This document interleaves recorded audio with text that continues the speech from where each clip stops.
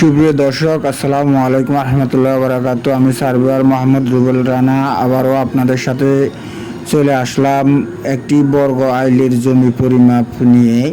আমাদের চিত্রে আমরা দেখতে পাচ্ছি এখানে একটি বর্গ আইল বা আঁকাবাঁকা আইলের জমি আমরা দেখতে পাচ্ছি। তো বর্গ আইলের জমি পরিমাপ করতে হলে আপনাকে অবশ্যই এভাবে বর্গ যে দিক দিয়ে আঁকাবাঁকা বা বর্গাকার সেই দিক দিয়ে এভাবে ঘন ঘন আপনাকে রেখা দিতে হবে। রেখা দিয়ে জমির পরিমাপ করার জন্য আপনার দৈর্ঘ্য প্রস্থ বাহির করতে হবে। তো আমরা দেখতে পাচ্ছি চিত্রের মধ্যে আমরা এখানে ঘন ঘন যেখান দিয়ে আমাদের মনে হয় জমিটা আঁকাবাঁকা বা বর্গাকার সেই দিক দিয়ে আমরা এই যে রেখা দিলাম, এই রেখা দিয়ে আমরা এই রেখাগুলোর মাধ্যমে আমরা বর্গ আইলের জমি সহজে পরিমাপ করতে পারবো।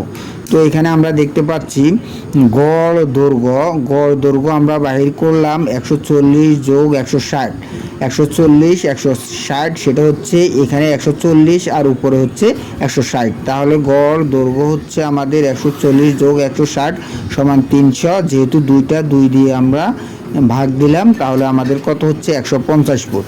তারপরে আমরা গড় প্রস্থ বাহির করলাম। এখানে গড় প্রস্থ এটা হচ্ছে সর্বপ্রথম এটা 110 ফুট। তারপরে একটা রেখা নিলাম 110 ফুট, একটা 120 ফুট, আর এটা হচ্ছে 90 ফুট, আর এটা হচ্ছে 80 ফুট। তাহলে গড় প্রস্থ টোটাল আমরা যোগ করলাম, যোগ করে আমাদের হলো 510। এই 510-এ এখানে যেহেতু 5টি রেখা আমরা দেখতে পাচ্ছি 1 2 3 4 5, 5টি রেখা আমরা 5 দিয়ে ভাগ করার পর পেলাম 102 ফুট। তাহলে দৈর্ঘ্য হচ্ছে 150 ফুট আর প্রস্থ হচ্ছে 102 ফুট। তারপরে আমাদের এখানে ক্ষেত্রফল হচ্ছে 150 গুণন 102, তাহলে আমাদের টোটাল হচ্ছে 15,300 বর্গফুট। তাহলে আমাদের ক্ষেত্রফল বাইরে হচ্ছে 15,300 বর্গফুট।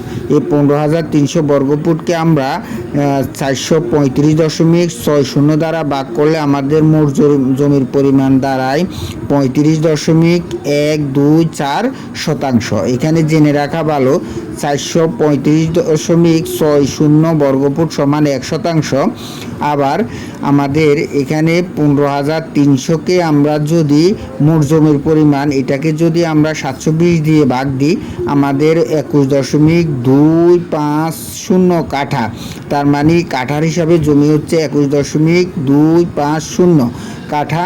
এখানে আবার জেনে রাখা ভালো 720 বর্গফুট সমান 1 কাঠা।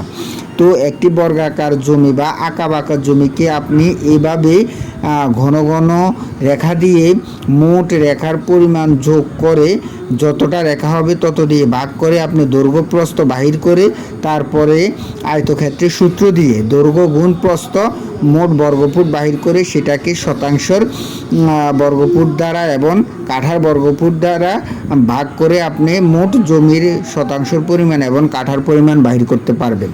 তো আজকের মতো সবাইকে ধন্যবাদ।